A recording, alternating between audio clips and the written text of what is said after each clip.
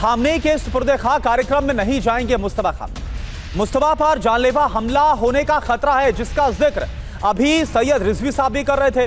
सुरक्षा एजेंसियों ने कार्यक्रम से दूर रहने की सलाह दी और मनीषा भी आपने सवाल पूछा भी था कि हर कोई नजर आ रहा है। बाकर कालिबाफ को हमने देखा किस तरह से वो रोते हुए नजर आ रहे हैं, लेकिन कहां पर है मुस्तफा खामनेई और रिजवी साहब? यही एक बड़ा सवाल है कि कार्यक्रम से दूर रहने की जो सलाह वो दी गई है, सुरक्षा कारण बताए गए, लेकिन एक और सवाल है कि 28 तारीख को जो हमला हुआ और उसके बाद यह कहा गया और यह सार्वजनिक हुआ कि बहुत बुरी तरह से गंभीर तौर पर घायल हो गए थे मुस्तफा खामनेई। अलग अलग तरह की जो अफवाहें वो भी निकल कर आई, उसके बाद आज तक उनको देखा नहीं गया और अब अपने जो पिता है उनके अंतिम यात्रा के दौरान सुपुर्द खाक किया जाएगा, उस दौरान भी वो नजर नहीं आ रहे।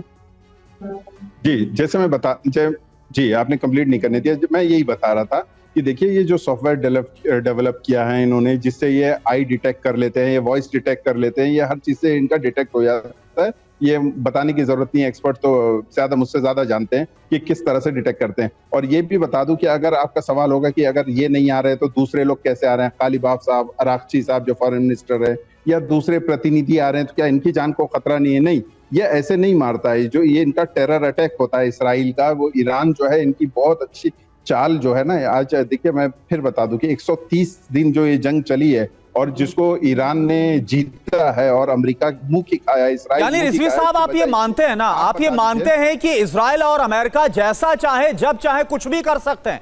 यानी जो अगर वो चाहे तो मुस्तफा खामनेई पर हमला कभी भी कर सकते हैं, वो जब चाहे कुछ भी कर सकते हैं, करवा सकते हैं, आप ये मानते हैं?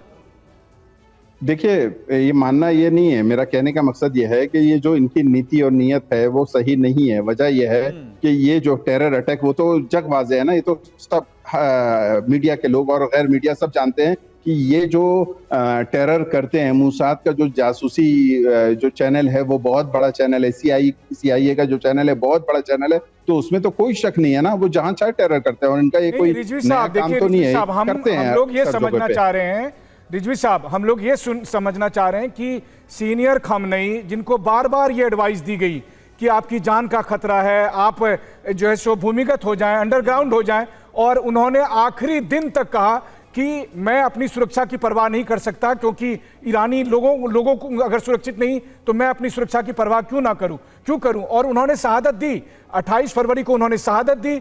आज जब उनको सुपुर्द खाक किया जा रहा है तो ईरान के लीडरशिप के बाकी सारे लोग आए। मुस्तफा खामनेई कहाँ हैं? वो केवल सुप्रीम लीडर नहीं है, वो उनके बेटे भी हैं, उनके बेटे हैं, सुप्रीम लीडर हैं।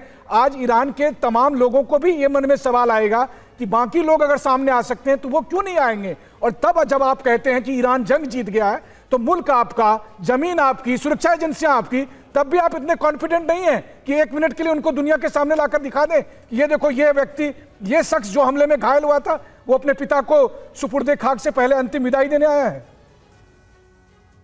देखिए, मैं बहुत लॉजिकल और सामने की बात बता रहा हूं कि जैसा कि आपने कहा, ठीक है, कि आयतुल्लाह खामनेई जो है कहीं अंदर नहीं गए थे, लेकिन यही मीडिया था जो चीख के कह रहा था। मैंने 50 रिपोर्ट की है और 10 डिबेट देखा है और किया है, जिसमें कहते थे कि खामनेई साहब, आयतुल्लाह खामनेई बंकर के अंदर छुप गए, लेकिन वो आए, वो जुमे की नमाज भी पढ़ाया जो बहुत मशहूर थी और उसको लाइव टेलीकास्ट किया गया, और उसके बाद जो उनकी शहादत हुई वो इस चीज का सबूत है कि वो बंकर में नहीं थे। ठीक है, तो ये बार बार सबूत देने की जरूरत नहीं है कि ये सामने आए, मीडिया में आए, ये कहीं पे जरूरी नहीं है। ये इस वक्त जो शासन चला रहे हैं आयतुल्लाह खामनेई, जो मुस्तफा खामनेई है, उनके निर्देश पे चल रहा है, पूरा सिस्टम उनके निर्देश पे चल रहा है, लेकिन ये जरूरी नहीं कि वो सामने आके, मिसाल दे रहा हूं कि जब एक बार हम इनका हथकंडा देख लिए हैं कि ये किसी से नहीं डरते, किसी की नहीं सुनते, किसी की नहीं समझते। ठीक है, बिल्कुल। अब देखिए रिजवी साहब, सवाल भी तभी उठा है जब अपने पिता की इस लेगेसी को, इस शासन को